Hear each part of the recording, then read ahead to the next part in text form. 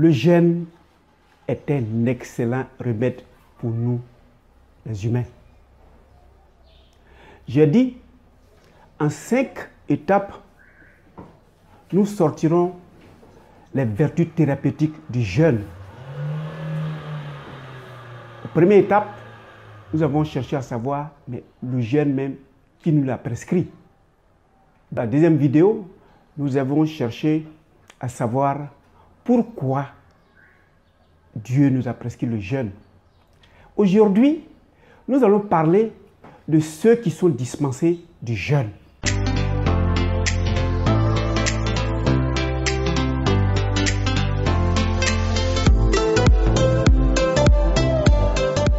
Bienvenue à Objectif Santé, votre chaîne de bien-être qui vous permet de connaître et de reconnaître l'ensemble des maladies courantes,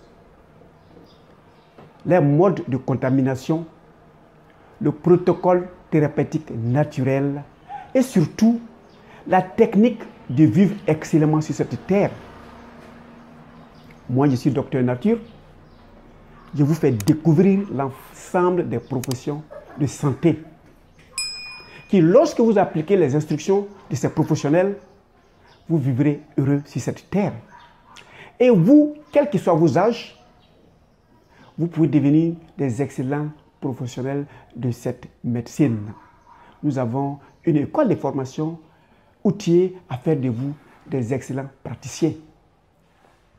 Et nous avons aussi des alicaments qu'on propose à ceux qui ont perdu leur état de santé afin qu'ils puissent les recouvrer en gardant évidemment l'intégrité physique de leur corps.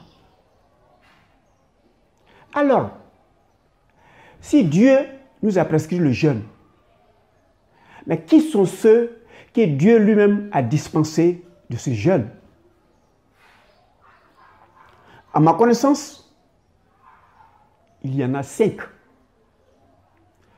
Le premier qui est dispensé du jeûne, c'est le peureux. Un peureux, c'est celui qui a tout perdu. Il a tellement peur de mourir qu'il fonce droit vers la mort. Alors celui-là dirait, si je jeûne, je vais mourir de faim. Oui, on est d'accord. Il ne faut pas jeûner, mais il ne faut pas mourir non plus. Si le jeûne est fait pour qu'on soit en bonne santé et que l'action que toi seul tu dois poser, le seul élément que toi tu dois faire pour que tu sois en parfaite santé, tu dis tu as peur, si je fais ce dont j'ai peur, mais c'est ce que je vais avoir, évidemment, ne jeûne pas, mais ne meurs pas du tout. Mesdames et messieurs, le jeûne est fait pour nous guérir. Le jeûne est fait pour nous maintenir en parfaite santé. Donc si vous êtes un peureux, évidemment, vous êtes dispensé du jeûne. Vous êtes dispensé du jeûne, mais si vous voulez, ça, allez les signer où vous voulez. Ce dont vous avez peur, c'est ce qui va vous tuer. La deuxième personne qui est dispensée du jeûne, c'est le gros malade. C'est ceux qui ont des dégénérescences physiques et ils ont des maladies de longue durée. Il a fait son VIH-Sida de longue durée, évidemment, qui ne jeûne plus. Il a fait sa tuberculose qui est d'une manière récidivante, ça veut dire que son organisme même n'a plus d'énergie.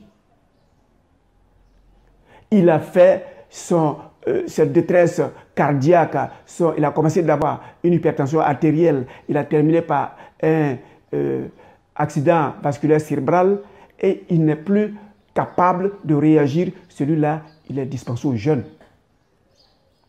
Naturellement. Parce que qu'est-ce qui se produit pour ces gens qui sont entre les lits de la maison et le lit de l'hôpital? La maladie les a tellement rongés qu'ils n'ont plus de réserve. Alors que le jeûne, avec le temps, nous allons découvrir, c'est lorsqu'on a des réserves qu'on doit jeûner. Mais celui qui est malade, il y a un long moment, évidemment, il ne peut pas jeûner parce qu'il n'a pas de réserve. La troisième personne qui est dispensée du jeûne, c'est celui-là naturellement qui n'a pas de réserve. Il n'est pas malade, mais il n'a pas de réserve. Dans nos différentes cellules, il y a des greniers où les réserves sont stockées.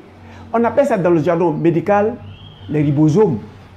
Dans les ribosomes, il y a des protéines et 21 acides aminés.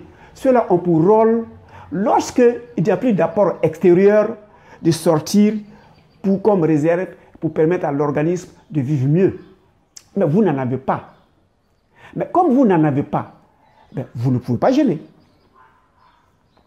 La quatrième personne qui sont dispensés au jeûne, c'est ceux qui ont un problème lié à leurs reins. Le rein, c'est des filtres, c'est des tamis. Donc tout ce que nous mangeons va faire un tour dans notre sang et l'ensemble des sangs vont aller faire le nettoyage, le tri au niveau des reins. Au niveau des reins, tout ce que nous avons comme nutriments, les protéines qui sont encore bons, les glucides qui sont encore bons, les lipides qui sont encore bons, les sels minéraux qui sont encore bons, les vitamines qui sont encore bons, le rein les font répartir dans le corps.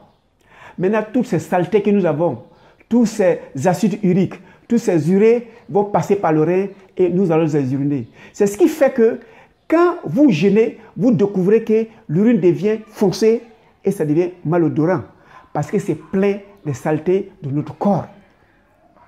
Mais si votre rein ne fonctionne pas, si votre rein n'arrive pas à faire le tri, si vous finissez de manger, le sang va les recueillir et quand le sang va les envoyer dans le rein pour que le tri se fasse, le rein étant en panne, le rein n'étant pas fonctionnel, toutes les saletés et les nutriments retournent dans votre corps.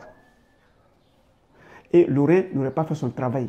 Alors quand vous avez un problème de rein, on vous dit de ne pas jeûner parce que quand vous jeûnez, le jeûne met à contribution le rein pour son nettoyage. Les vieilles personnes, et aussi, sont dispensées de jeûne. Vous avez 90 ans. Si vous pouvez le faire, vous le faites. Ce n'est pas que vous êtes dispensé officiellement, mais on dit vos intestins sont fatigués, vos reins sont fatigués, vous mangez en petite quantité comme les enfants de 4, 5, 6, 7 ans. Comme eux, on ne leur dira pas de jeûner, vous non plus, on ne vous demandera pas de jeûner. Mais si vous estimez que vous pouvez jeûner, évidemment, on ne vous empêche pas de jeûner. Donc voilà les 5 personnes que je pense que Dieu même les a soustraits du jeûne. Le peureux, comme tu as peur, il ne faut pas jeûner et dire un jour que la faim t'a tué alors que c'est la peur qui t'a tué. Comme tu es malade depuis un long moment, il ne faut pas jeûner non plus parce que tu n'as plus de réserve. Comme naturellement, tu as été spolié de tes réserves, toi non plus, tu ne jeûnes pas. Comme tu as un problème rénal et que le rein n'arrive pas à filtrer le sang comme il se doit, toi non plus, il ne faut pas jeûner. Et comme tu es vieux, tu as un certain âge, évidemment, tu ne manges que par fragments, toi non plus, tu ne jeûnes pas.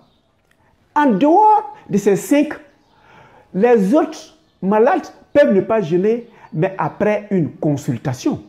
Vous n'allez pas d'une manière unilatérale de dire « moi je ne jeûne pas parce que j'ai telle ou telle maladie ». À partir de l'instant où tu as telle ou telle maladie, approche un spécialiste qui saura que ta maladie peut te permettre de jeûner et guérir, ou bien au stade où ta maladie est venue, tu es arrivé au 3e stade, c'est une maladie irréversible, donc on ne va pas multiplier ta maladie en te faisant jeûner. Et toi, naturellement, le praticien te dira, comme ta maladie a telle durée de vie et que l'organisme est suffisamment fatigué, tu peux ne pas jeûner. Et comme tu as trop duré sur la terre et que les cellules sont suffisamment fatiguées, tu as besoin de te nourrir par fragments, les réserves sont pratiquement épuisées dans votre corps, il ne faut pas jeûner. Voilà, tout le reste, nous saurons quels sont les préparatifs que nous devons faire pour jeûner. Mais en attendant, cliquez sur s'abonner afin que nous restions ensemble tout le restant du temps pendant notre passage terrestre. Et surtout, cliquez sur la cloche qui vous avertira à chaque instant qu'il y aura une nouvelle vidéo. On est tellement préoccupé, par moment, ça peut nous passer par la tête. Et j'attends aussi votre commentaire qui va m'amener à me parfaire dans la communication. Et je serai très heureux que vous me cliquez sur j'aime. Et si vous avez des préoccupations liées à vous, j'ai mon lien WhatsApp qui est tout juste en bas. ben, nous allons communiquer en WhatsApp pour vos préoccupations qui vous dérangent. En attendant qu'on se voit, pour savoir quelles sont les préparations que nous allons faire pour jeûner, je vous souhaite un prompt rétablissement pour ceux qui ont perdu un temps soit peu l'état de santé. Et vous qui êtes en bonne santé, je vous souhaite de rester en excellente santé tout le restant de votre vie. À très prochainement.